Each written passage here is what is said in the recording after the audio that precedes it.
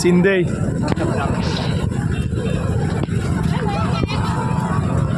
બહુ ખરાબ પરિસ્થિતિ છે.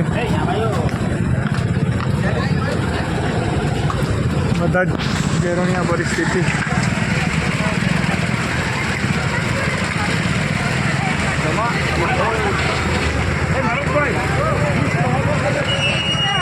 રોજ એકદમ ઓહો હો હો કરી રહેલું જ નહીં નથી. આખા રસ્તા પણ બધા જગા પડવાથી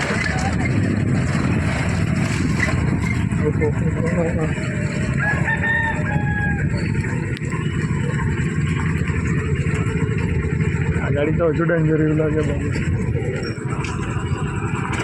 ઘેરોની પરિસ્થિતિ બરાબર. ખેતીવાડીનું પણ બહુ નુકસાન. કદાચ એક પણ ઘર એવું નથી જેના ઘરના પતરા નહીં તૂટ્યા હોય. ભારી માત્રામાં નુકસાન.